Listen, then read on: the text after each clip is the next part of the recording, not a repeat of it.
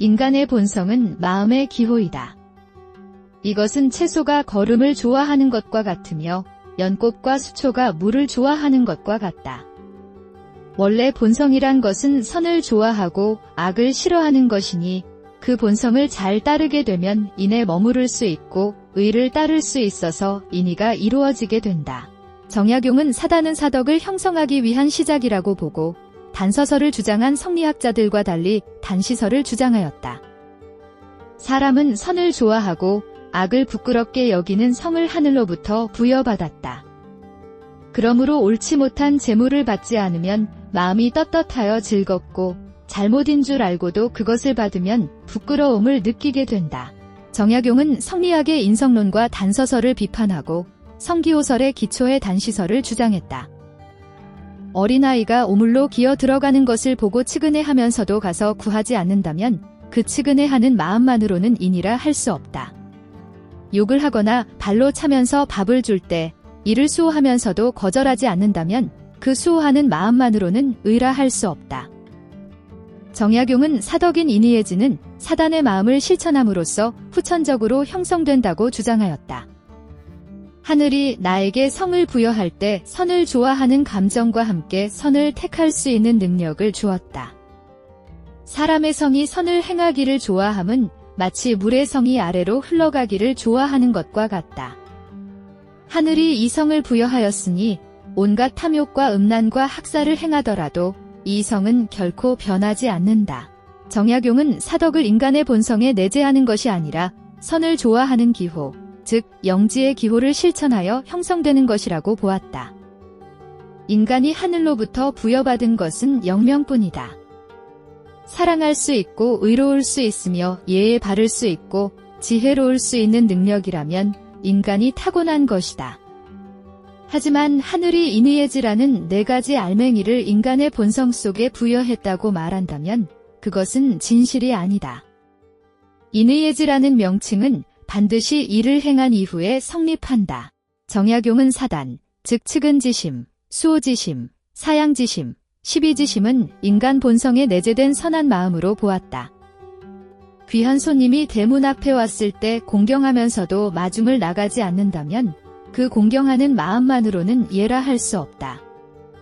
착한 사람이 억울한 일을 당한 것을 보고 부당하다고 여기면서도 시비에 대한 태도가 분명하지 못하다면 그 부당하다고 여기는 마음만으로는 지라 할 수 없다.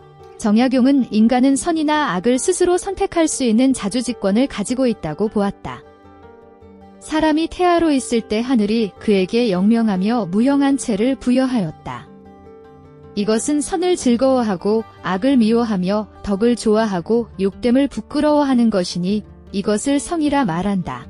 정약용은 인간에게 선을 좋아하고 악을 싫어하는 기호의 본성이 있다고 보았다. 사람의 본성을 논하건대 사람은 선을 즐거워하고 악을 부끄러워하는 경향이 있다. 그러므로 한 가지 선을 행하면 그 마음은 뿌듯하게 기쁘고 한 가지 악을 행하면 그 마음은 위축되어 풀이 죽는다. 정약용은 육체의 기호인 형구의 기호에 따라 행하면 선하기 어렵고 악하기 쉽다고 보았다. 4가지 사람의 성은 선을 즐거워하고 악을 부끄러워하지 않음이 없다. 그런데 선배 유학자가 말한 것처럼 인의예지가 본심의 완전한 덕이라 하면 사람의 일은 마음만 들여다보아 그저 이 마음을 비우고 밝게 만들려고만 할 뿐이다.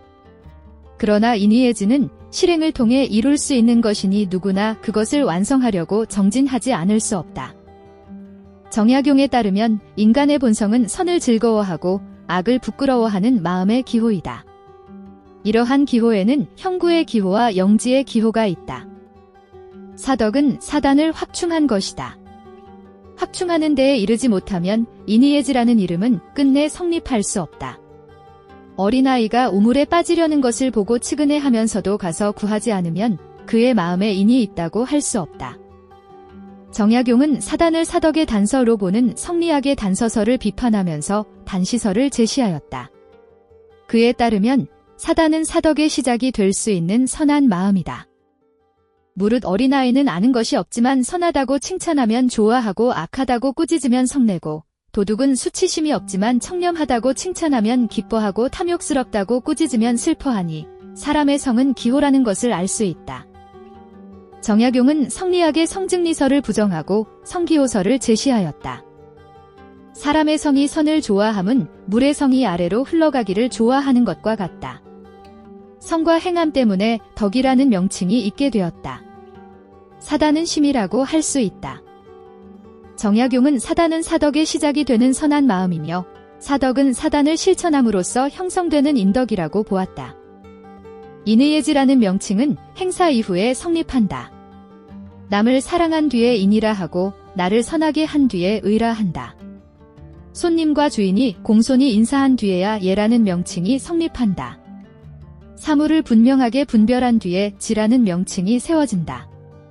이내 예지라는 네 개의 나달이 어찌 복숭아씨와 살구씨처럼 사람의 마음 가운데 따로따로 매달려 있는 것이겠는가?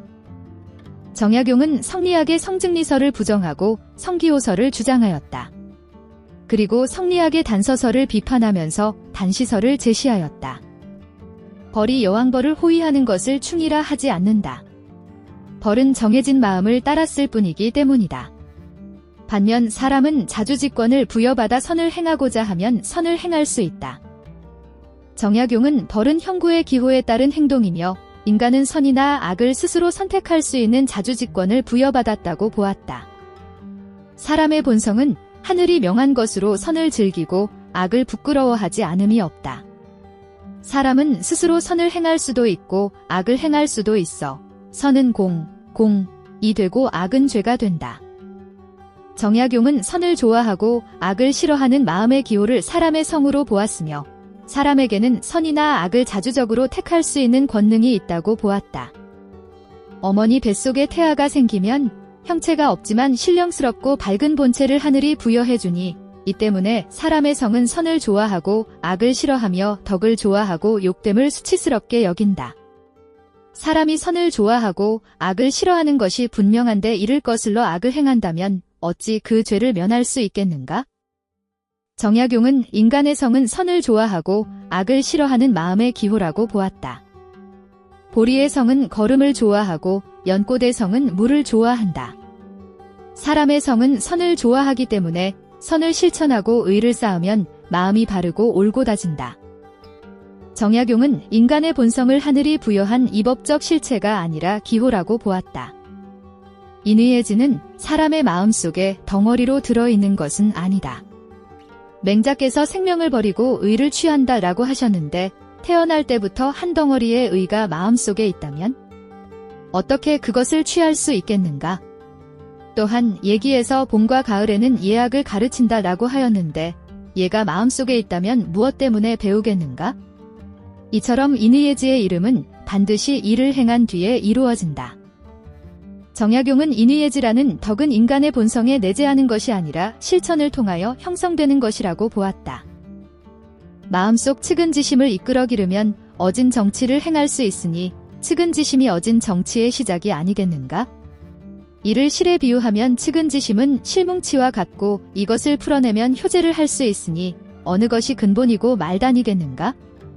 맹자가 직접 사단을 불이 처음 타오르고 샘물이 처음 솟아나는 것과 같다라고 풀이했으니 단이 시작임이 분명합니다. 이러한 뜻을 생각하시어 어진 정치를 해야 합니다. 정약용은 사단을 인간이 타고난 선한 마음이라고 보았다. 그리고 사단의 단을 실마리로 해석하는 성리학자들과 달리 시작으로 해석하였다.